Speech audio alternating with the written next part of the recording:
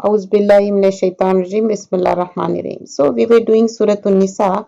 Ar-rijalu qawwamuna 'alan nisa bima fadlullahi ba'duhum 'ala ba'din. Why they are qawwam? Who are qawwam? Here talking about men who has given the upper hand over the woman, because Allah subhanahu wa ta'ala has given that. Men has been described as qawwam over the woman. This ayah is very important. Surah An-Nisa, ayah number 34. Men have been described as Qawwam over women. Who is Qawwam? Qawwam is a person who rises much, who stands up, who gets up a lot again and again, very often. Why Qawwam Allah is to get up? Why? In order to take care of someone, because you are responsible for them. You see, for example, when there is a little child, a new baby, then what happens? The new parents will stay up at the night constantly over and over again. They will go check on their baby, they will nurse, and you know how they take care. Here qawwama ala, yani, is someone who is constantly getting up again and again. Why? Because they have responsibility on their shoulders. They have responsibility to take care. Who is it? Men are supposed to take care of the qawwamuna ala nisa, for whom they have to take care of the nisa, of the women they have to take care of. Ar-rijalu, a man is a shepherd over the people of his household. There's a hadith. How? It means that men cannot abandon their wives or neglect their needs. It means they must spend on them. They must not demand money from them. They are responsible. If woman is doing job, that's okay, fine. But who is responsibility? Whose responsibility is here? Man is responsible. It means that they must look after them, not abuse them or leave them. In that sense, it is talking about.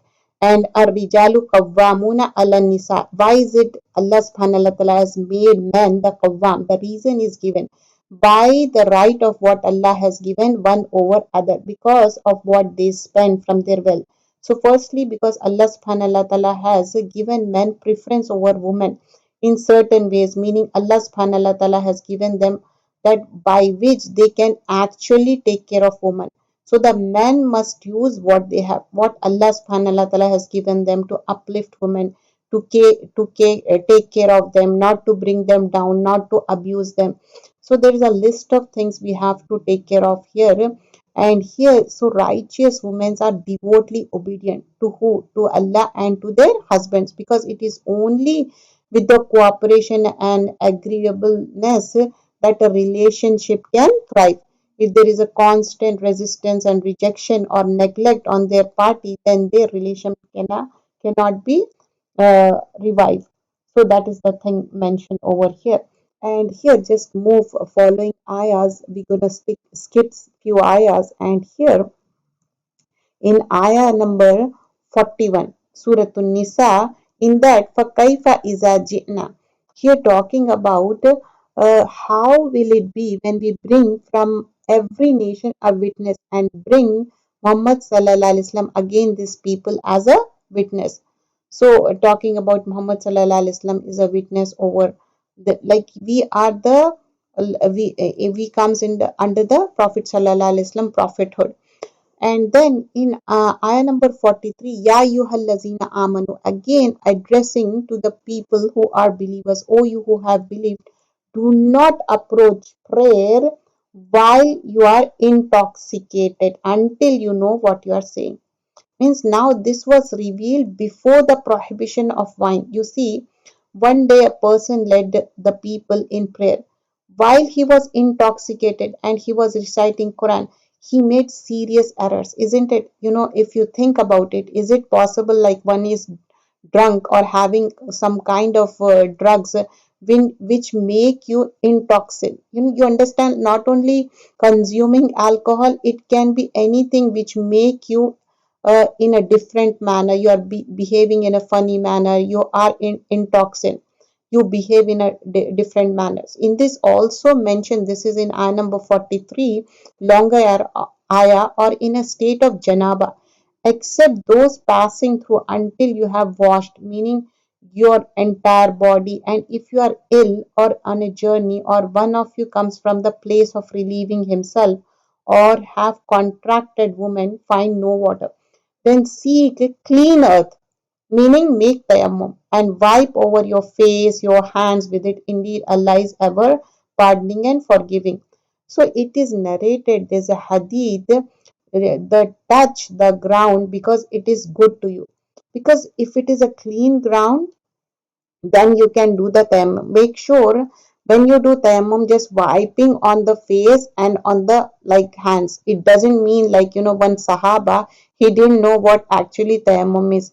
He was like, rolling down on the earth. That's what he thought. So tayammum just patting on your face and on the hands. That's it. But the earth should be clean and purified. There are certain rules for it when you are on the journey, when you are on the sickness, and so on and so forth. Even when you are in the condition of the impurity, like janaba means impure, like you need to take the shower. That time also you can. There are conditions for it. We were learning in the prayer according to Sunnah. There's a detail about it. So this is the thing you have to remember. There are things you have to take care of, in that you are allowed to do the tayammum. And you can keep that small bag also, especially the people who are very old and sick. They usually do more and more. Tayammum is good. If you can't use the water, as I mentioned before, there are exception for it. Not like for everyone, oh, it's hard, it's so cold, I'm going to do. No, no, that's not the thing. Okay. Number 50, in this, look how they invent about Allah untruth. And sufficient is that a manifest error. And then in the following ayah number 57, those who believe and do righteous deeds, Allah says we will admit them to the gardens in ayah number 57, beneath which rivers flow, where they are abide forever. For them there are purified spouse, and we will admit them to deepening shade. And in the ayah number 60, in this, Allah subhanahu wa ta'ala talk about, O Prophet, have you not seen those who claim to have believed in what was revealed, and they wish to refer legislation to Taghut, while they were commanded to reject it, and Shaitan wishes to lead them far astray. Shaitan is always there. Just remember, he wants to run in your body, just like how our blood run in our body. That's how Shaitan is always active. We have to be active because we are a moment. A moment is always careful. Take the example of today's class. I have to be more careful. I have to take the preventive measures, because there are the certain things we have to take care of, inshallah. Those are the ones on whom Allah knows that is in their hearts. So turn away from them, but admonish them and speak to them as far reaching word. Ayah number 64, Surah An-Nisa. وَمَا أَرْسَلْنَا مِن رَسُولٍ إِلَّا لِيُطِيعَ بِإِذْنِ اللَّهِ. Ayah number 64. Here it says, and we did not send any messenger except to be obeyed by the permission of Allah. And if, when they wronged themselves, they had come to you and asked forgiveness of Allah, and the messenger had asked forgiveness for them, and they would have found Allah accepting of repenting and merciful. Ayah number 69. Waman yuti Allah wa Rasul. This is the key thing for our religion. When we believe in Allah, we have to do the itat of Rasulullah Sallallahu Alaihi Wasallam. Prophet Sallallahu Alaihi Wasallam's obedience is a part of our religion. One has to do that. And in this, it's mentioned, and whoever obeys Allah and the messenger, whoever puts that knowledge into action. فَأُولَٰئِكَ مَعَ الَّذِينَ أَنْعَمَ اللَّهُ عَلَيْهِمْ. Those will be with ones who Allah has bestowed favor upon. And who are they? They are the prophets, steadfast, affirmers of truth, and the Siddiqeen, Shuhada, martyrs, Salihin, righteous, and excellent are those as companions. Then later in this mention, ayah number 73, Wala in asabakum fadlum min Allah. And in this, but if a bounty comes to you from Allah, meaning Allah gives you success, some victory, He will surely say, as if there had never been between you and Him any affection.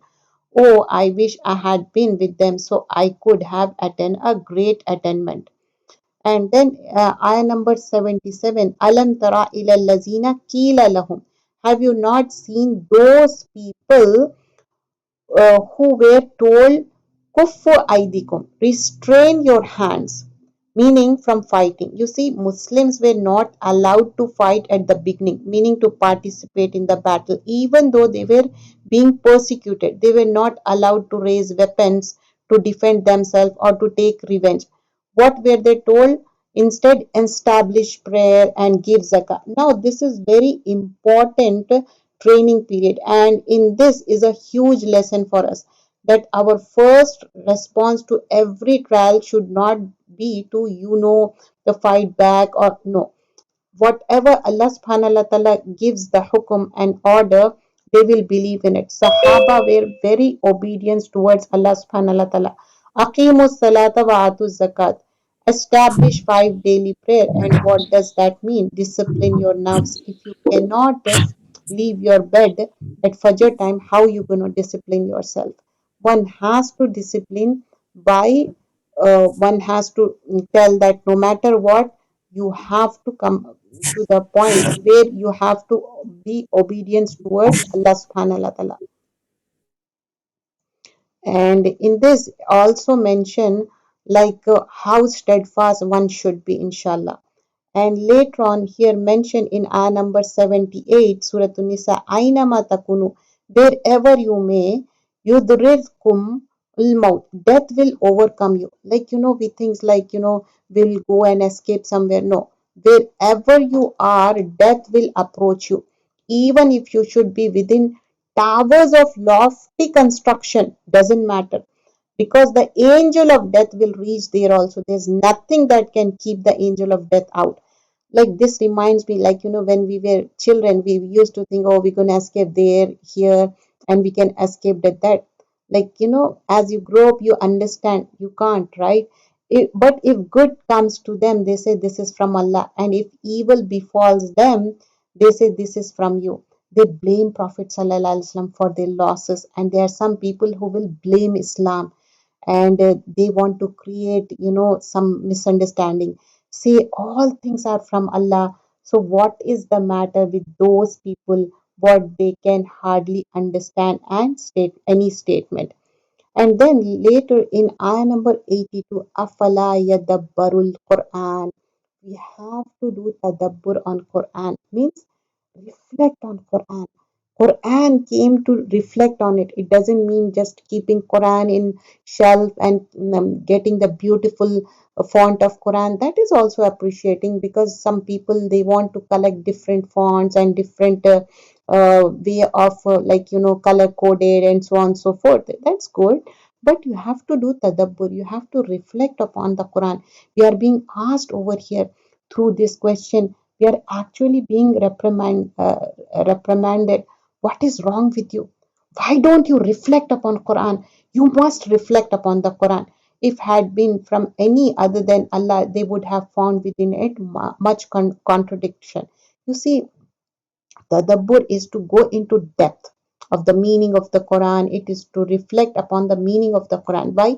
In order to take a lesson, to bring theory into practice. So reflect on the Quran, like dive into meaning so that you know for sure is this is kalam Allah, ahsanul kalam, ahsanul hadith. So you develop that yaqeen. Hassan al-Basri said the Quran was revealed so that it may be reflect upon, acted by, but people have taken its recitation as action, meaning people think it's enough to just recite it. Some people they only focus on recitation. Have you ever seen, like many people they ask me, just teach me the recitation. They are not going into the depth. I said at least try to memorize 3 words, 5 words, because we want to understand it. Just imagine if you love somebody, don't you want to understand what they are saying, isn't it? Ibn Taymiyyah said, whoever reflects upon Quran seeking guidance from it, then the way of truth become clear to him. So this is the haq. Inshallah, let make a firm determination that we will understand the Quran. We are memorizing it. Alhamdulillah, that's a good thing. And now here talking about فَقَاتِلْ فِي سَبِيلِ اللَّهِ لَا تُكَلَّفُ إِلَّا نَفْسَكَ. The Prophet ﷺ is instructed over here. So fight in the cause of Allah. You are not held responsible except for yourself, and encourage the believers, meaning to join, that perhaps Allah will restrain the military might of those who disbelieve, and Allah is greater in might and stronger in exemplary punishment. So here, whenever Prophet ﷺ has been consoled, his heart, it's for us also. We are getting consoled because we are the ummah of Prophet ﷺ. Ayah number 90, except for those who take refuge with the people between yourself and whom is a treaty, or those who come to you, their hearts strain at the prospect of fighting you or fighting their own people. Then in ayah number 92, وَمَا كَانَ لِمُؤْمِنٍ أَن يَقْتُلَ مُؤْمِنًا إِلَّا قَطَعَ. Like, people, they are killed, but there is an exception by a qata, by a mistake. And never it is for a believer to kill another believer except by a mistake. Meaning, a believer can only kill another believer just by accident, by mishap or anything, never on purpose. This is something that cannot be any allowed or expected from the believer. Whoever kills a believer by a mistake, then freeing of a believing slave and compensation payment presented to the deceased family. Yani two things are needed. Firstly, a person has to free a slave, and secondly, they have to give the diya. Diya means blood money to the heirs of the victim. That person died, to whom you have to give, to the heirs of the victim, unless they give as charity, meaning the heir pardon the killer. You understand? They say, okay, we forgive you. But if the deceased was from a people of war with you and he was a believer, then only the freeing of a believing slaves, meaning there is no blood money. You understand? In this there is an exception.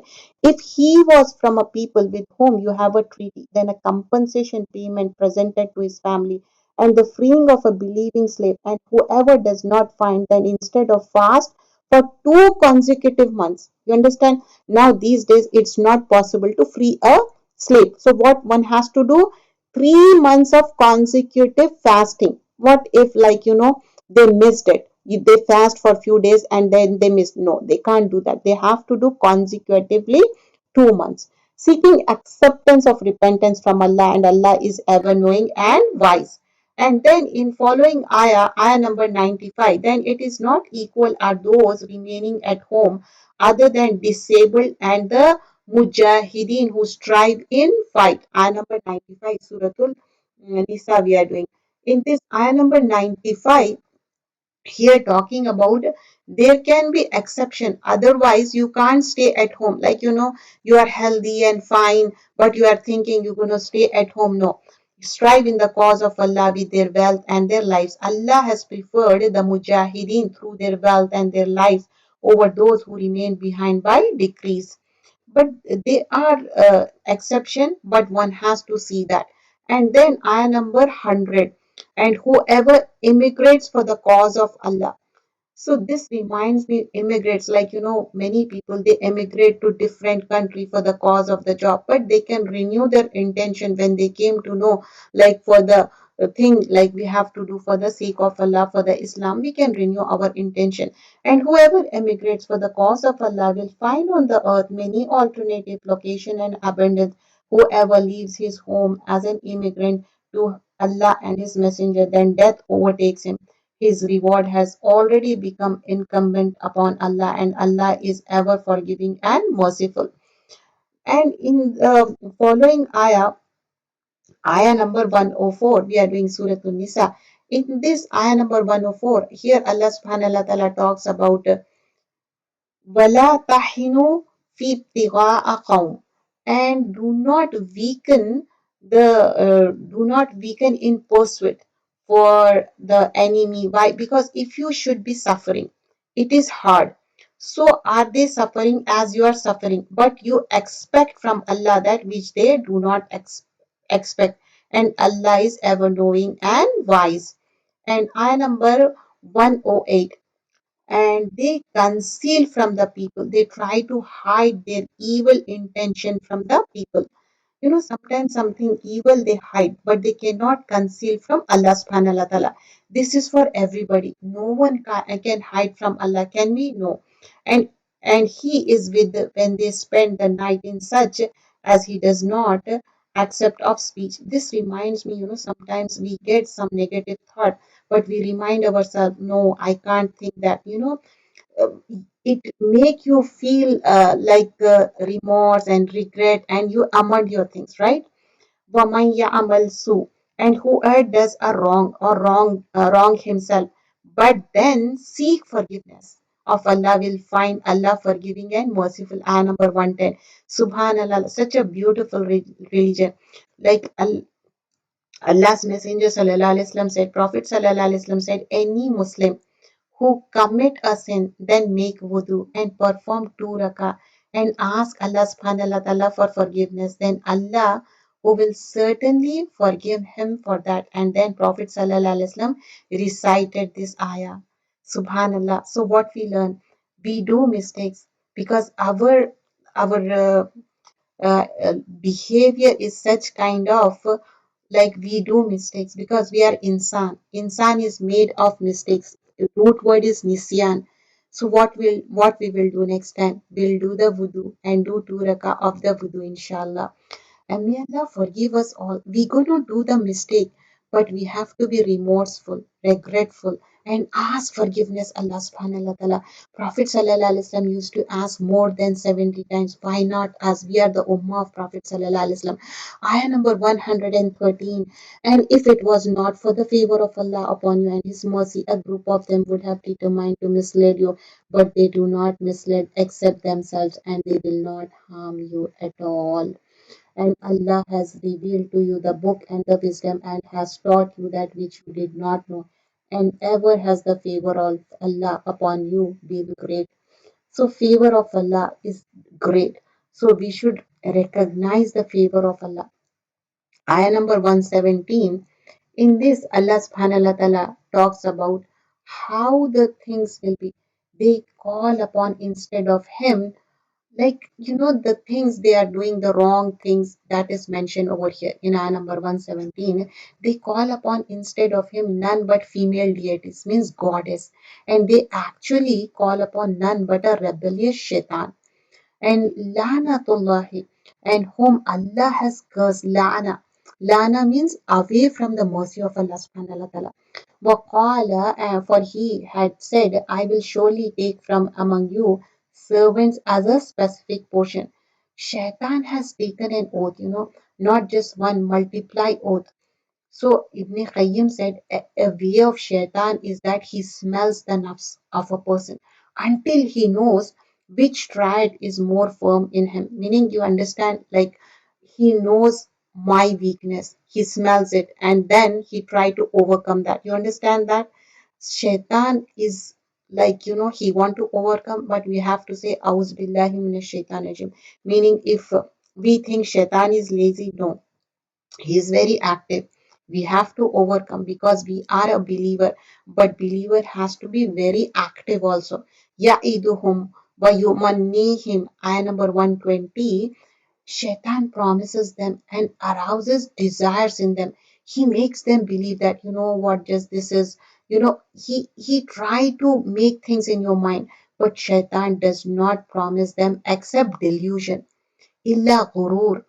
Sufyan al-Thawri said, innovation, bida, is more beloved to Iblis than sin. Because a sin is repented. You understand, like, if you do sin, you understand, oh, I did the sin. But, bida is an innovation. Like you innovate the things, like, you add or subtract. For example, 27th of Rajab, everybody is celebrating. They think it's a good thing to do. Have you ever seen any hadith regarding that on 27th you have to like do the tahajjud for purposely on that 27th night, do the qiyam and do the rituals. No, there is not a single hadith regarding that. This is an innovation. But shaitan will make you feel, oh, this is a good deed, come on, wake up for the tahajjud. You are not waking up for the whole year. Can you wake up for at least 27th and do it? I'm just giving an example. There is no authentic narration regarding that. But shaitan will make you that feel this is a bidah. Bidah is anything you add or anything you subtract is a bidah. And then ayah number 27, 127, I mean, I don't know what happened. Web page is slowing down. Okay, that's fine. Something or the other. أعوذ بالله من الشيطان الرجيم بسم الله الرحمن الرحيم. So here in ayah number 127, I have another book. Don't worry, inshallah, should be fine. In ayah number 127, and they request from you, O Prophet Sallallahu Alaihi Wasallam, a legal ruling concerning women. See, Allah gives you a ruling about them, and about that, what has been recited to you in the book concerning the orphan girls to whom you do not give what is decreed for them. You maintain in the right justice. And then in the following ayah, and ayah number 129, you will never be able to equal in freeing between the wives. If you should strive to do so, do not incline completely toward one and leave another hanging. Like, one can be your favorite wife and you are not giving importance to the others. That's what it means. And if you amend your efforts and fear Allah, is ever forgiving and merciful. And ayah number 134, Man kana yuridu sawabud dunya. In ayah number 134, Surah Tunisa, it's mentioned about how the sawabud dunya. Whoever desires the reward of this world, then with Allah is the reward of this world and the hereafter, and ever is Allah hearing and seeing. And Ya ayyuhallazina amanu. And in ayah number 135, addressing the believers who believe, be persistent, standing firm in the justice, witnesses for Allah, even if be against yourself or parents or relatives, whether one is rich or poor, Allah is more worthy of both. So follow not personal inclination, lest you not be just. But if you distort or your testimony or refuse to give it, then indeed Allah is ever with what you do acquainted. And then in ayah number 139, I don't know, something happened to the system. This is being very slow. Doesn't matter, inshallah. So ayah number 139, those who take disbelievers as allies, this is very important, as instead of believers, your close friend or mentor, anything. Do they seek with them honor? But indeed, honor belongs to Allah subhanahu wa ta'ala entirely. You can make friendship with the others, other religion people, but doesn't make friend like very close to you, not that way. Okay.